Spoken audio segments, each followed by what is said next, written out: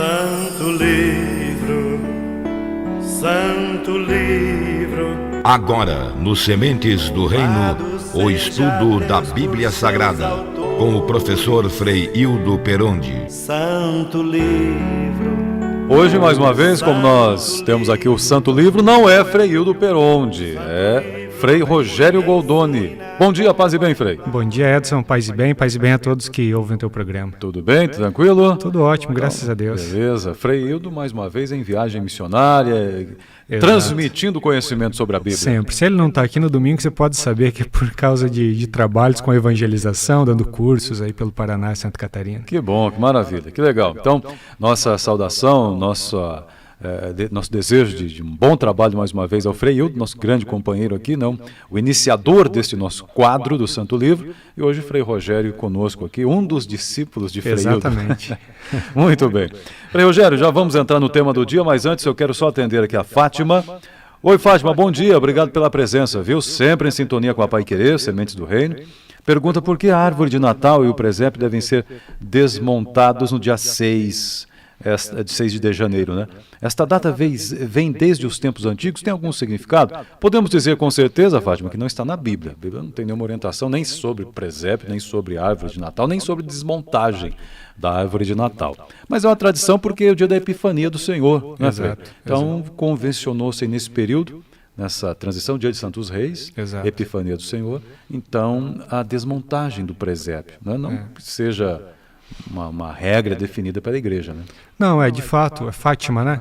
Fátima, boa a tua pergunta. Geralmente é uma pergunta que a gente quase não raciocina, a gente não pensa sobre isso, né? É meio automático. Exato, mas o que me recorda agora, Edson, é que nessa festividade a gente encerra o ciclo do Natal. Então é possivelmente por isso que a gente desmonta a árvore e o presépio, porque aí acaba o tempo do Natal, o ciclo começa com o Advento para frente e vai até o momento aí da festa dos Santos Reis. Aliás, começa domingo que vem, né? Exatamente. No Advento já. Ótimo. Obrigado, viu, Fátima, pela sua presença aqui, pela pergunta. Posso fazer um acréscimo? Pode. Quando que surgiu o primeiro presépio? O primeiro presépio surgiu com São Francisco de Assis. Ah, é? Exatamente. Ele, por toda a devoção que ele tinha por Maria, por Cristo, claro, ele diz assim nos escritos que ele queria ver com os próprios olhos o nascimento do Senhor. Aí ele fez com que se montasse um presépio vivo e de lá começou a tradição do presépio. Que bonito, com São Francisco? Exatamente. Ah, então quer dizer... São Francisco de Assis. São Francisco de Assis. Olha só, muito legal isso, porque nós, como você comentou, acabamos sendo bem automáticos na montagem, desmontagem do presépio, sem refletir um pouco mais, né, sobre essas características. Por que do presépio? Porque houve essa vontade de São Francisco de Assis de ver com seus próprios olhos como era aquela graça, aquele milagre do nascimento e a conversão. Exatamente. Muito bom. Bom, então vamos seguindo aqui. Nós temos uma pergunta, aliás, quem tiver perguntas, edson@paiquerer.com.br, ou então o e-mail diretamente do Frei Hildo, se não for o Frei Hildo, é o Frei Rogério que vem. Frei João Henrique já esteve conosco. hildo@sercontel.com.br. Essa pergunta aqui o Frei Rogério já recebeu, não é nem de um nem de dois, várias pessoas. E só nessa semana. Só nessa semana. Exato. Imagine, hein? Então uma pergunta boa para debatermos.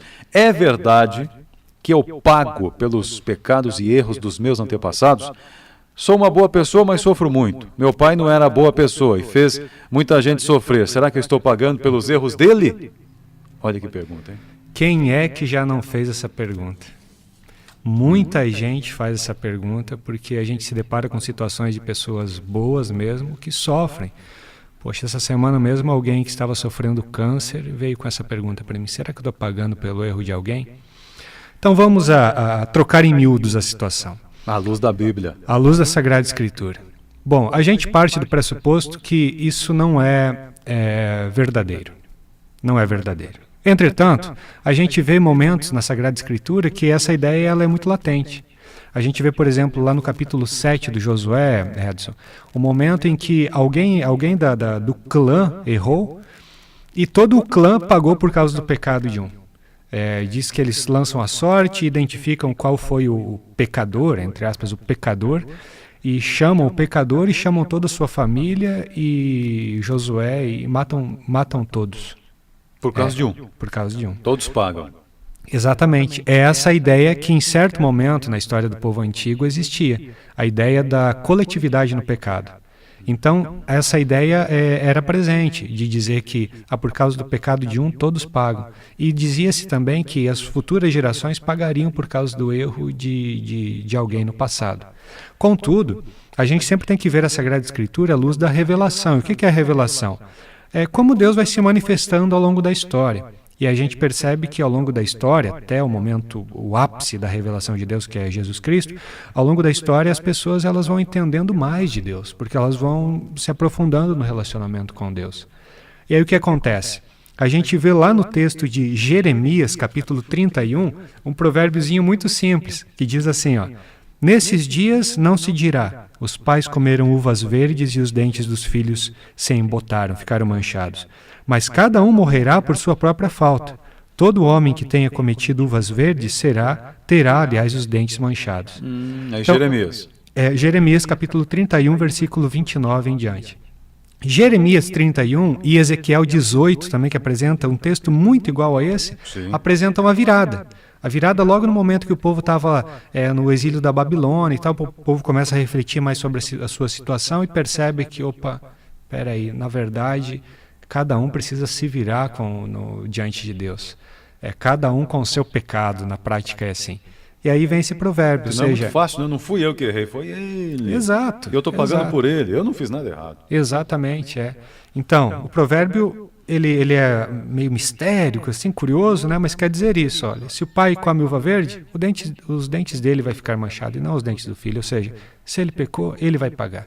Isso está no Ezequiel e está no Jeremias. Só que lá no capítulo 9 do Evangelho de João, já com Jesus Cristo, os discípulos também perguntam para Jesus... Quer dizer, os profetas já haviam ensinado, Jeremias já ensinou exatamente porque ele percebeu que havia essa dúvida no meio do povo. Falou, exatamente. Não, vamos esclarecer porque o povo não está entendendo muito bem. Aí Jeremias esclarece. Mas depois, mais à frente, com Jesus, os próprios discípulos têm dúvidas. Exato. Lá no capítulo 9 de João, eles perguntam para Jesus, quando Jesus vai fazer aquela cura do cego, quem pecou para que ele estivesse cego? Aí Jesus diz, ninguém pecou. Pergunta para ele? Exatamente. Quer dizer, a culpa não é dele não, alguém pecou e ele está pagando aí. Exato. Então, na prática, o que a gente quer dizer? Que, caríssima, você pode ficar tranquilo que você não vai pagar pelos erros dos seus antepassados. A não ser que o teu pai e a tua mãe tenham deixado uma conta para a família e alguém da família vai ter que pagar. Essa é outra história. Essa é aqui, né? Exato. Essa é a luz, não da Sagrada Escritura, mas das leis humanas. Exato. Mas em outras questões, não. A gente precisa, claro, aos poucos ir superando essa mentalidade, né? Perfeito. Agora, então por que as pessoas boas sofrem? Tem pessoas, a gente vê isso no dia a dia. Exato. Pessoas que procuram fazer o bem, claro, todos somos pecadores. Ninguém está livre, a não ser Jesus, ser humano, todos têm pecados. Mas tem pessoas que realmente são boas, procuram sempre fazer o bem, espalhar o bem, e sofrem também. Talvez até mais do que aqueles que, erram e erram bastante. Então, a pergunta aí que se faz, eu acho, pegando carona na explicação inicial, Deus não é injusto fazendo as pessoas boas sofrerem, Frei? Exatamente, é outra pergunta que sempre aparece e a gente precisa dirimir a situação. Primeiro, o sofrimento que nós passamos na vida, até doenças graves e tal, não é algo propiciado por Deus. A gente não acredita nisso. É algo que faz parte da limitação nossa e de criaturas. Então não é que Deus está propiciando, está fazendo a gente sofrer de propósito. Até porque a gente vê lá no texto de Ezequiel, capítulo 23, por exemplo, o sofrimento e a morte, Deus não quer isso. E o texto diz assim, porventura tenho eu prazer na morte ou no sofrimento do ímpio?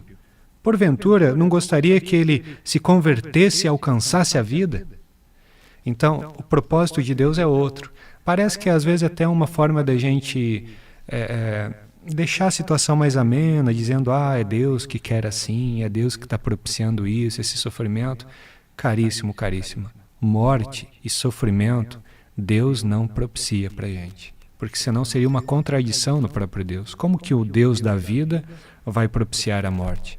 Isso decorre da limitação humana, da fragilidade de cada um de nós.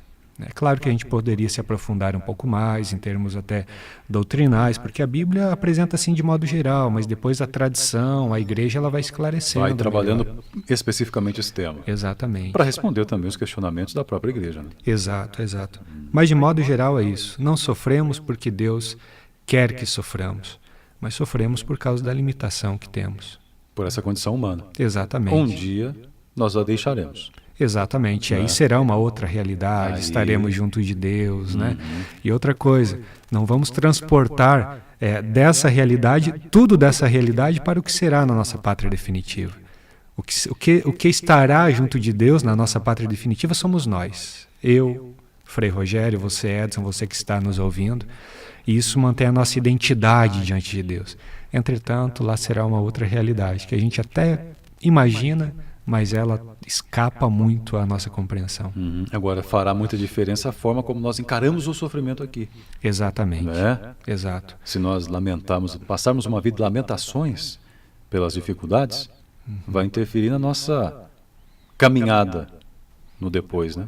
Com certeza. E outra coisa que é importante também, às vezes, até a gente pode rezar a situação e botar os nossos sofrimentos nas mãos de Cristo e dizer também, Cristo, como você sofreu e foi fiel até o fim, superou até o fim, ajude eu a superar esse meu momento de sofrimento.